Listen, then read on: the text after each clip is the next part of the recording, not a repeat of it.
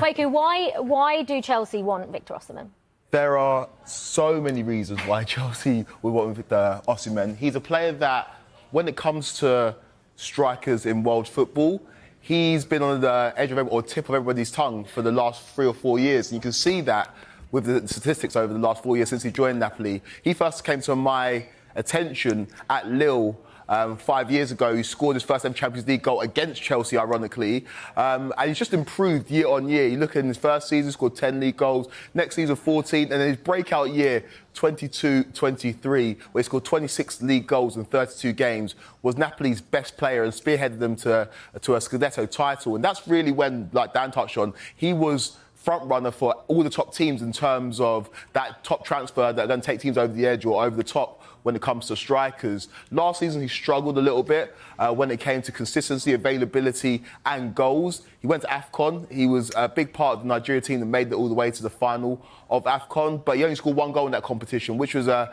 bit of a disappointment for a striker that everybody was there to see, one of the biggest names at the competition. He did a lot of the hard running and the dirty work for Nigeria, but he failed to find consistent goal-scoring form. And that was the story of the season last year, as well as picking up a hamstring injury that kept him out for a month and a half. So Victor Osimhen didn't necessarily have his best season last year, and that's the reason why maybe there's not too many top teams that are looking to sign him.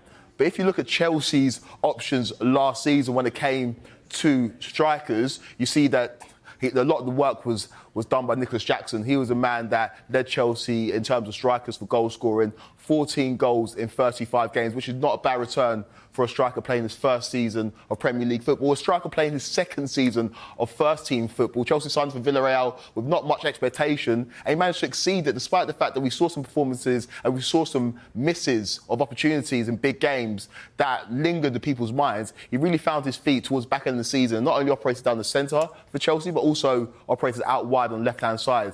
You look at Christopher Nkunku, a man that I was very excited to see. He played very well with Nicholas Jackson in pre-season. We start, though, with some breaking transfer news from the WSL. And London City Lionesses have announced the signing of former England goalkeeper Mary Earps. The 33-year-old will officially join on a 2-year contract on July the 1st. That's when her contract with Paris Saint-Germain expires. She's returning to the WSL 2 years after leaving Manchester United. And this is what Earps has had to say. She said, "I'm over the moon to join this club and I'm really looking forward to it. I feel the club aligns with what I stand for. I can't wait to get started and to get down to business."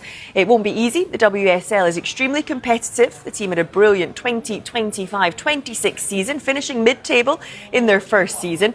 Now it's about climbing the table and working towards finishing as high as possible.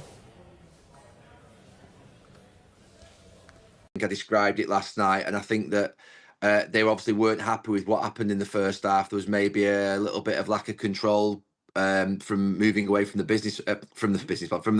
game plan. But in the second half, look, I think the way in which England played in that first 10-15 minutes of the second half, it was probably the best 10-15 minutes we've seen from any team in the tournament so far. That's not to get carried away, because I know there's a long way to go, and you know, a game of football isn't over 10 or 15 minutes. But I thought when England were 3-2 up, you don't see many managers making that sort of what would be those types of substitutions. The volume of substitutions, 3 of them all at once, but also putting Jude Bellingham back into central midfield alongside Elliot Anderson was a really attacking move, and not many managers would do that. They might take a step back in the game to be able to go forward and just sort of what would be, not protect what they've got, but be a little bit more sort of risk averse. It was really brave. It was a good night for him. The team in the second half were fantastic. It was a good performance. And like I say, they've got things that they'll need to basically work on from the first half. The 2 goals that will have been conceded will have unnerved them a little bit. I think that it will make Thomas Tuchel adjust for maybe games 2 and 3 and make him think slightly differently about how he sort of maybe plays that defence and how he looks at protecting them. But yeah, it was a good night overall. And Thomas Tuchel obviously had a great game, particularly from half-time onwards. And what he said to them at half-time, we don't know, but it will have been quite sort of forceful, I would imagine. Yeah, it's interesting, isn't it? I mean, the funny thing is it feels like we can't second-guess him at all, not even with his team selection in terms of his substitution, what he's going to do, his in-game management. I do want to talk to you about that punchy display from Anthony Barry that you called it, because I just want to ask you how the players would have felt after perhaps even they wouldn't have heard it at half-time perhaps, but after hearing it after the game? What would they have felt after that, do you think? Look, when obviously I was on ITV, and when Mark Pugaci was presenting the programme, said we're going to throw to Anthony Barry now, the England assistant manager, there was two things came into my mind straight away. One was, why is the assistant manager doing an interview at half-time? It's quite unusual. And secondly, usually it would be just the vanilla stuff that basically sort of doesn't say much, you know, a little bit odd. But look, I thought it was very good. I mean, very good for us in the sense it gave us an insight into the, I'm not going to say anger in the England coaching camp about the first half, but certainly the fact that they weren't happy. You know, he was very direct. He was quite blunt. You know, I appreciated it from a point of view of listening to it. It was very good. And I think those players, particularly the likes of Declan Rice, Harry Kane, Jude Bellingham, they're experienced enough to be able to understand. Chelsea fans have been waiting for this moment for what feels like forever, and now it appears the club may finally have landed the elite striker supporters have been demanding for years.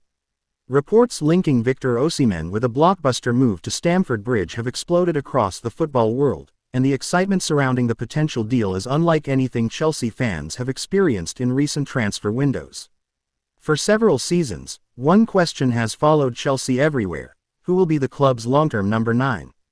Managers have changed, tactics have evolved, players have arrived and departed. Yet the search for a dominant, reliable, world-class striker has continued. Now, with Victor Osimhen heavily linked to the Blues, many supporters believe that search could finally be over. The Nigerian international has established himself as one of the most feared forwards in world football. Defenders know exactly what is coming, yet still struggle to stop him. His explosive pace, physical strength, aerial ability and ruthless finishing make him a nightmare to play against. Whether running in behind a defense or attacking crosses inside the penalty area, Osimhen has developed a reputation for delivering goals at the highest level. What makes this transfer story even more fascinating is the reported influence of Xabi Alonso. Since arriving at Chelsea, Alonso has spoken repeatedly about creating a team capable of competing for every major trophy. While supporters have focused on tactical changes and squad development, it appears the manager has also been working behind the scenes to identify the final pieces needed to transform Chelsea into genuine title contenders. According to reports, Alonso views Osimhen as far more than just another striker. He sees him as a player capable of changing the identity of the entire team. That's a bold statement, but when examining Osimhen's qualities, it becomes easier to understand why. Modern football increasingly demands complete forwards. Teams need strikers who can score goals, press defenders, create space for teammates and contribute throughout the attacking phase.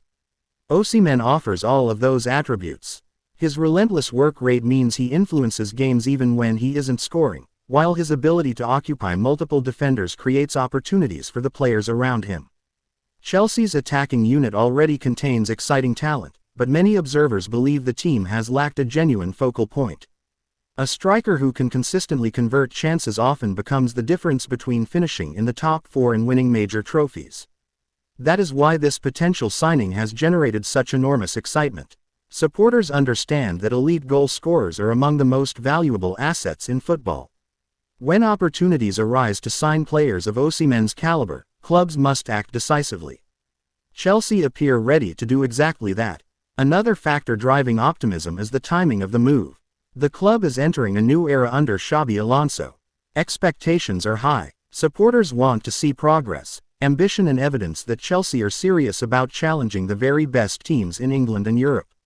Completing a deal of this magnitude would immediately send a powerful message throughout football. It would signal that Chelsea are no longer content with simply competing. They want to win. The Premier League remains the most competitive domestic competition in the world. Every season brings new challenges, new contenders and new obstacles. Clubs cannot afford to stand still.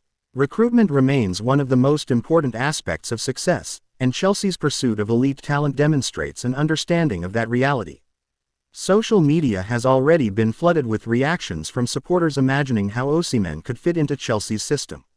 Fans are discussing potential formations, attacking partnerships and the impact his arrival could have on the clubs.